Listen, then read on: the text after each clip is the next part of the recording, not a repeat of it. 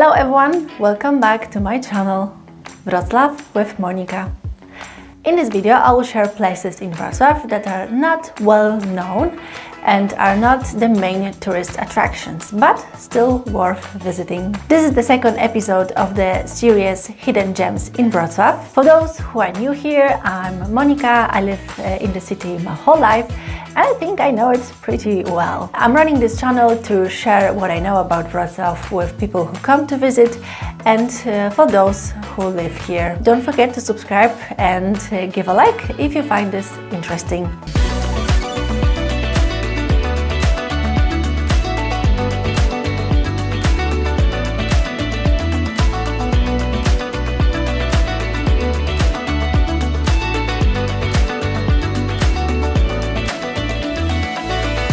I will start with Wrocław Spa Center at Turtelna Street, which was opened in July 1897. At the time, houses did not have bathrooms very often, so the so-called city baths were being built first for hygienic and health purposes and then also as a place for social and sports events. At the beginning, only men were allowed to use the complex. Then, after 10 years since the opening, it was expanded to include a women's zone as well. In the 1920s, thanks to additional expansion, the facility included Turkish baths, bathing zone, a sports swimming pool, and a restaurant that made it a popular and prestigious meeting place. The location of the building was not accidental, situated near the market square, close to the Old Town Promenade and City Theatre, and also near Wrocław main railway station, made it available for a large group of people, locals and travelers. Fortunately, the complex survived the Second World War almost intact, which allows us to admire beautiful historic scenery to this day. Currently, the Wrocław Spa Center offers 3 indoor swimming pools, a sauna area, biological regeneration, rehabilitation, fitness classes, and a sports club. If you're a fan of sauna, don't miss this atmospheric place. Beautiful renovated interiors are one of a kind. Check yourself! Number 2 is a coffee house located on Świetnicka Street, close to Renova, called Cafe Borówka. Borówka means blueberry. It is not only a cafe, but also a coffee roastery. With freshly roasted coffee you can not only drink, but also buy and prepare at home. The tea fans won't be disappointed as well. The guardhouse building was part of Świetnicka Street, which was part of the city walls, demolished in 1807 by Napoleon's Bonaparte orders. The building was rebuilt in 1844 and it remains in this form to this day. Before the Second World War, there was a cafe too, with lots of tables on the pavement and palms. Now we have here the art gallery on one side and since 2011, Cafe Borówka on the other side of the building. In the summer season, you can sit on the terrace and enjoy the beautiful view. The next place I would like to tell you about is the beautiful Oppersdorf Palace on Wierzbowa Street. This is for architectural lovers, as this palace from 1725 was renovated and interestingly fitted in the new office and commercial complex. This is a good example of how the new architecture of Wrocław blends with historic buildings. Before the palace, in 1587, there was Lawrence Scholl's Renaissance Garden, famous throughout Europe. The printing house and a newspaper office were here from 1892, and then after the Second World War, the building looked like this. Check this old postcard of Wrocław, or Breslau rather, with the town hall and the palace from 1900. This is so interesting how places are changing over time, isn't it? By the way, do you remember postcards? I used to send them as a kid when I was on vacation. Thanks to the old postcards, I mean old like 100 years old and more, like this one, we know how places looked like. Postcards are like documents of history. Did you know that sending postcards 100 years ago was super popular and common?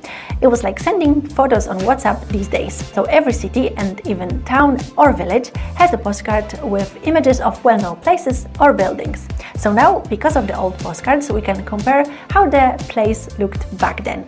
Isn't that cool? PeDeT is a recently renovated place in Renoma shopping and office center. Even though Renoma is a historic department store opened in 1830, Today I would like to focus on the new brand place called PeDeT. I think I could do a separate episode about shopping centers in Wrocław, and then I could include Renoma as well. Let me know in the comments if this would be interesting for you. Anyway, PeDeT is several things really. It's a new concept of having one space for different things, depending on the time of the day. It's a restaurant with different type of food, a cafe, a bar, a club, a concert space for adults and for kids. Different courses are organized there and even dance classes. What about the name? In 1948, Renoma was called PeDeT or PeDeT in Polish, Powszechny Dom Towarowy. So the name is very well known for locals, and I think it's cool that the name is back. For those who appreciate interior design, you won't be disappointed. PeDeT is in the finals of the Inside World Interior Design Festival 2024.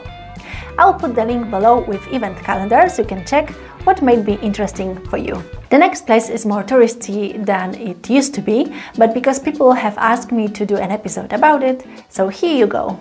Neon Side Gallery is a place in the yard at Ruska Street, which turns colorful and magical at night.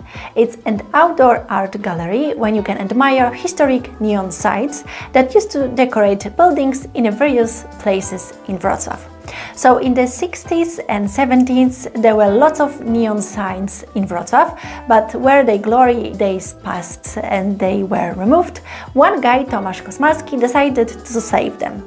It has been his hobby since 2005 and the beginning of the Neon Side Wrocław Foundation. Since 2014 you can admire the neons he saved on the buildings in the Ruska Street yard. Which is not accidental. It used to be the headquarters of the largest manufacturer of neon signs in Lower Silesia in the 1960s.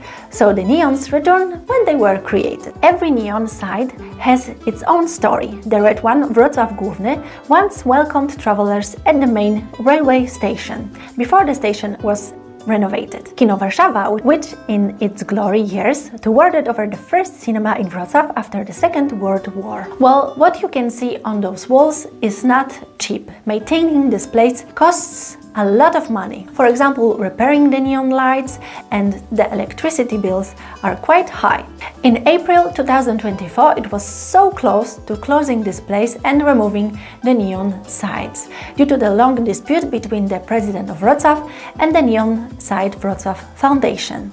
It is the foundation that owns the signs, but because the place became so popular for tourists and locals too, and it's for free to them, the foundation wanted Wrocław authorities to take responsibility for the maintenance. Long story short, finally in June 2024, there was an agreement signed between those two parties that guaranteed the operation of the Neon Gallery for another 10 years. Which is great.